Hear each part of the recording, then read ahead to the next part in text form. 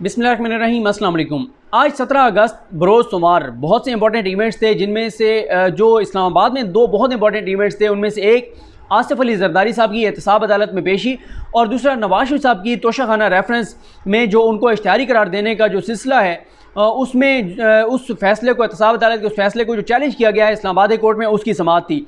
जो जरदारी साहब की एहतसाब अदालत में पेशी थी, उस पर मैं फयाज़ महमूद साहब के साथ उनके यूट्यूब चैनल पर बात कर चुका हूँ, क्योंकि वो वहाँ पर मौजूद थे कोर्ट रूम के अंदर। उन्होंने आंखों देखा हाल जो है वो बयान किया है।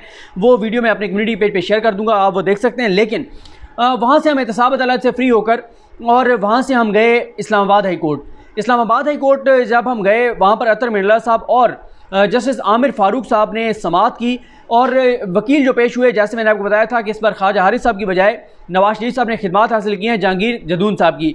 जहांगीर जदून साहब जब पेश हुए और उन्होंने अदालत को बताया कि नवाज शरीफ साहब को तोशाखाना रेफरेंस केस में जो एहतसाब अदालत है वो उनको इश्तिहारी करार देने का उन्होंने जो प्रोसेस है उसका आगाज़ कर दिया है, वो गैर आइनी और गैर कानूनी है, वो फ़ैसला मेरिट पर नहीं है। और उनके उन पॉइंट्स के ऊपर भी मैं तफसील से वीडियो कर चुका हूँ। उन्होंने दरख्वास्त में क्या मौक़िफ़ इख्तियार किया, जिसमें नवाज शरीफ साहब कहते हैं कि वो आउटस्टैंडिंग पाकिस्तानी हैं। नवाज शरीफ साहब ने अपनी तारीफ़ों के पुल बांधे, उस पर तो मैं बात कर चुका हूँ। वो वीडियो मेरी इसी प्लेलिस्ट में मौजूद है जिसका मैंने जिक्र किया है। लेकिन आज सबसे पहले अतर मिर्ज़ा साहब ने और फिर आमिर फ़ारूक साहब ने कहा कि नवाज शरीफ साहब को इस्लामाबाद हाई कोर्ट ने अल अज़ीज़िया रेफरेंस में उनकी जो सज़ा मुअत्तल की थी वो 8 हफ्ते के लिए मुअत्तल की थी और 8 हफ्ते के लिए उनको ज़मानत दी गई थी कि वो अपना इलाज कराएं। आज तक उस ज़मानत के ख़त्म होने के बाद क्या हुआ, इस अल अज़ीज़िया रेफरेंस केस का जो फ़ैसला था जो इस्लामाबाद हाई कोर्ट ने दिया था, उसकी हद तक नवाज शरीफ साहब जो हैं वो इश्तिहारी हो चुके हैं।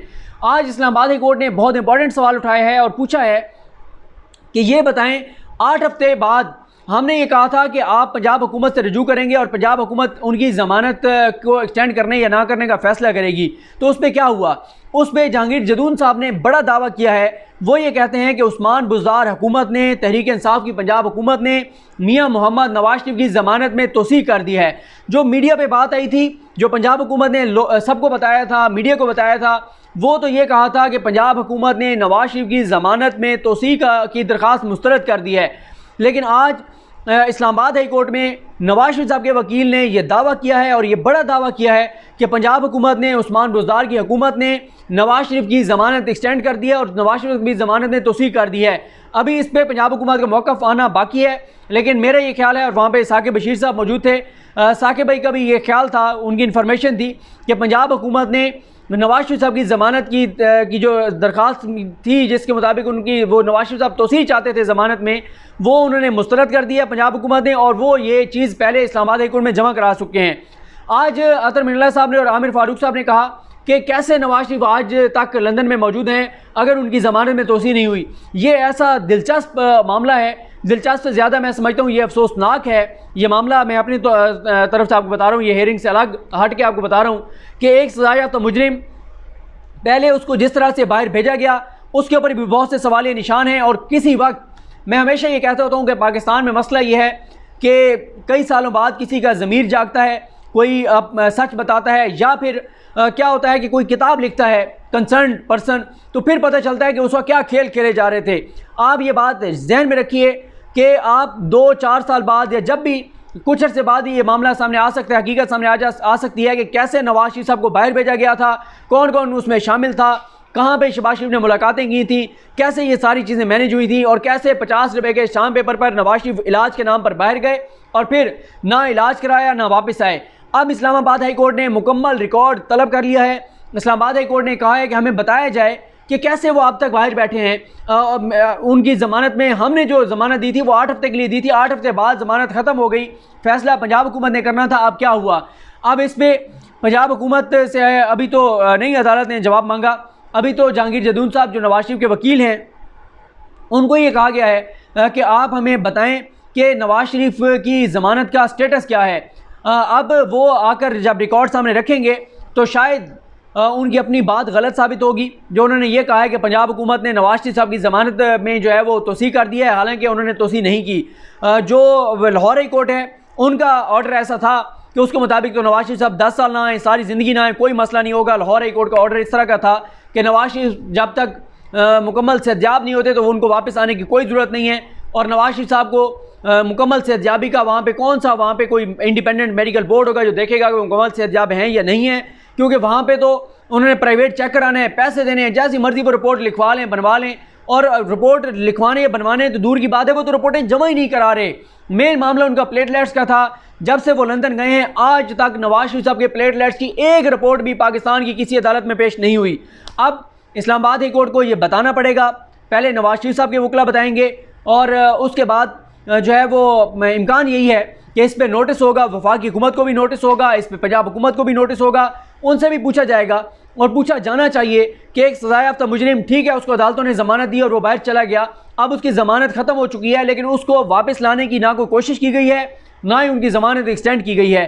तो अब दूसरी तरफ जहाँ मामला तय हुए थे शहबाज शरीफ साहब के, यही वजह है कि मरियम खामोश नहीं, अभी भी वो एक दो दिन बोली, उसके बाद फिर वो खामोश हो गई और उन्होंने अपनी प्रेस कॉन्फ्रेंस में ये बता दिया था कि अगर मैं बोलूँगी तो मेरे वालिद साहब के लिए मसला होगा, काश कि वो कौम को सच बता देती, मीडिया के सामने सच बता देती।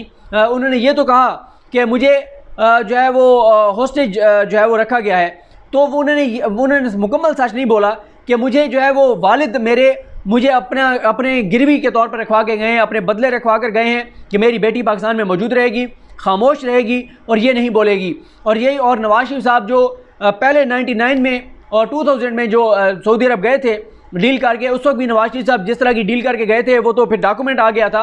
अब भी नवाज शरीफ साहब उसी तरह के मामला तय करके गए हैं कि मैं बाहर जाऊँगा, मेरी बेटी भी खामोश रहेगी, मैं भी खामोश रहूँगा, कोई हमारी सियासी एक्टिविटी नहीं होगी। और यही वजह है कि कुछ जो गारंटर थे वो इतने तगड़े हैं कि हुकूमत ने, इमरान खान हुकूमत ने एक कोशिश भी, संजीदा कोशिश नहीं की नवाज शरीफ को वापस लाने की। लेकिन अब मेरा ये ख्याल है कि ये जो इस्लामाबाद हाई कोर्ट में जो केस है इसमें बहुत सारे पहलू सामने आएंगे, बहुत सारी चीज़ें सामने आएंगी, बहुत सारी इन्फॉर्मेशन सामने आएंगी, बहुत सारे इंकशाफात सामने आएंगे और आपको इस निज़ाम की का असल चेहरा आपके सामने आएगा कि कैसे एक ताकतवर शख्स यहाँ से बाहर गया, ना उसने इलाज कराया, ना वो उस तरह बीमार है जिस तरह बताया गया, और ना उसको वापस लाया जा रहा है, ना उसको वापस उस तरह से लाया जा सकता है।